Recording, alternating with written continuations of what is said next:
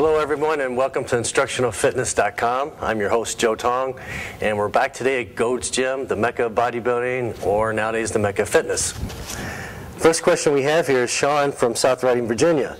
Sean states, "Hey Joe, what is the best exercise for getting separation and bulk for your upper pectoral muscles? Thanks, Sean." Okay, Sean, you're talking about two different things. You talked about getting separation and you talked about getting bulk. Okay, basically, it's really hard to do those two things at the same time. That's why when you have people, speaking of bodybuilders, diet for contest, they normally don't put on any muscle mass at that time. They normally just maintain what they have and tone up. And if you're asking me this question, Sean, it's telling me, like I said, that I think you probably need to tone up a little bit more before you go for just adding a lot of bulk on. So make sure whatever workout you're doing, you're throwing some exercises in there for shape, and you're doing squeezing, less rest time between sets, about 45 seconds, higher repetitions, 15 to 20. You're trying to fill the movement more, okay? Now, second question from Sean. He asked, should he consume creatine on non-workout days? But in all honesty, if you're taking creatine, you actually need to take it every day. You don't need to go overboard with it. It's actually a smaller amount than most people realize. The maximum amount you want to take a day is 20 grams. Okay? And I would spread that out throughout the day. I think it's actually better to do 4 servings, 5 grams each, instead of 2 servings, 10 grams each. That way it gives you more steadily supply throughout the day. On days that you train, you want to make sure you specifically take the creatine as soon as you finish training, not before.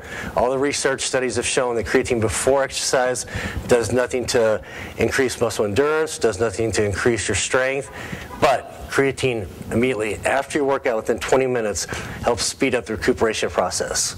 Okay, the next questions we had, we're going all the way to Texas to Chad from Sugarland. First question from Chad is, Joe, is it necessary to use added weight when you do ab exercises such as crunches and leg lifts, or could you simply do them using your own body weight?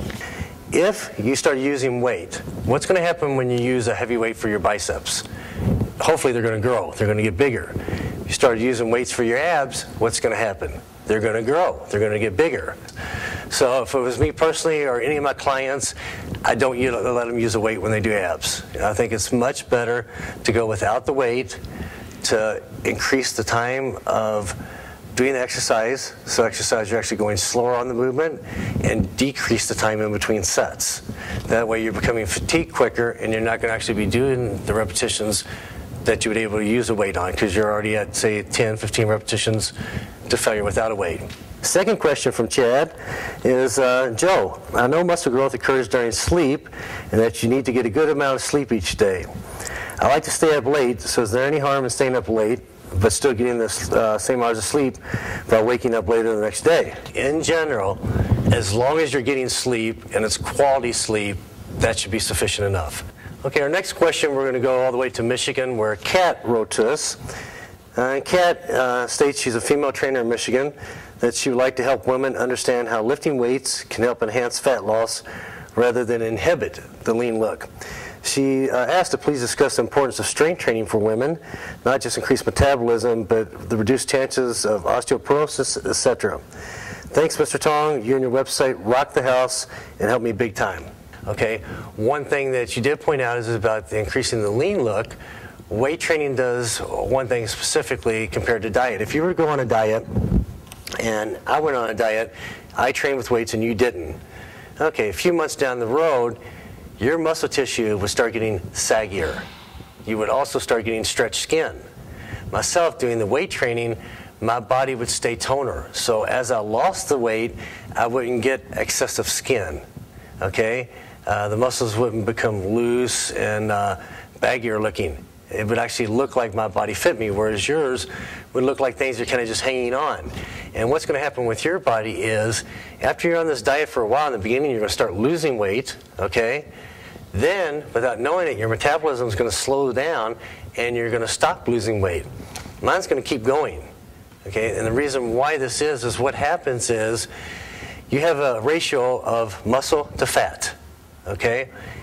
As the muscle ratio stays higher than the fat, your metabolism stays up.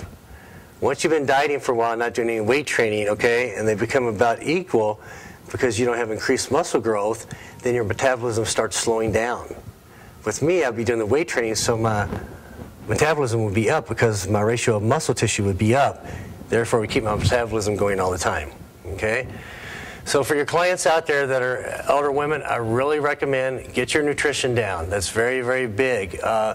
Either in the form of supplementation. You can check out our marketplace. We have some great products there that will help increase with the calcium. Okay? Taking a good multivitamin and mineral would be very beneficial to you.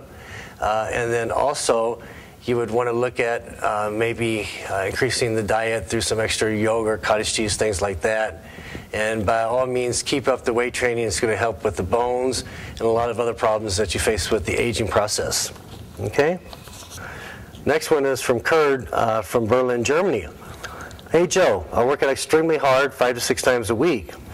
My goal to bulk up, gain 7 to 10 kilos of muscle mass.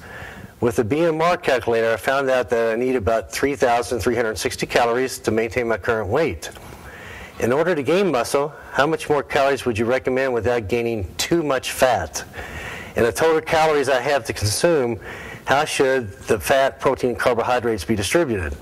Protein around 1.5 grams per kilo, fat 25 to 30% of the total calories.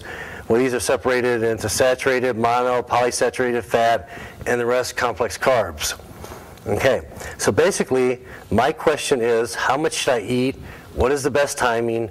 For example, what's best before and after training, in the morning, before sleep? Thanks in advance. Love your webpage, Curb.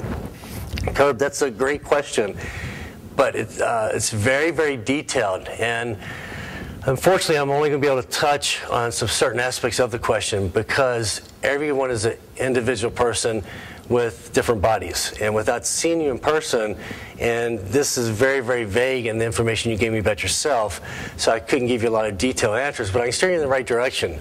Okay, first thing is talking about the calories and the protein and so forth.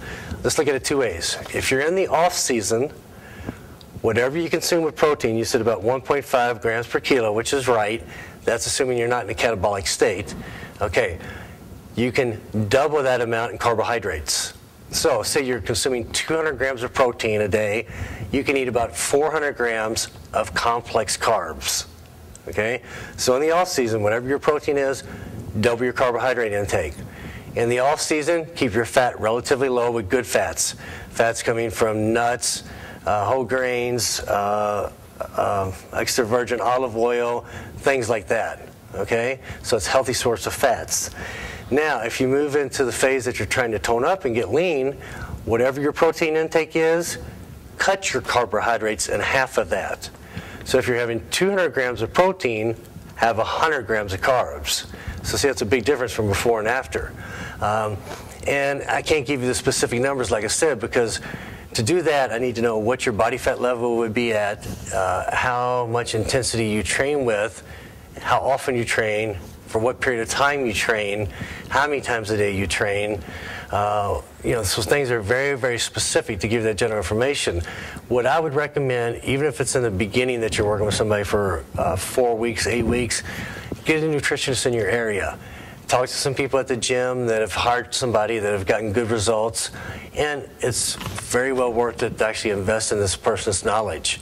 Use this person and try to learn from them while you do your routine on how your body responds to the higher protein or lower protein, higher carbs, and you keep a record of what's going on with your body. And this person can put you on a general guideline to start off and help monitor you and show you the way you're going to check things on a weekly basis until you get to learn your body. Once you learn your body, it's very easy to follow. I know for myself, if I do a few days of lower carbohydrates, then every 3rd or 4th day I need to throw in a high day to keep my metabolism from slowing down. But unfortunately, like I said, without seeing you and knowing these things in detail, I couldn't put that information together. But just as a general guideline, off season, whatever your protein is, have about 1.5 grams per kilo, and then double that amount for carbs.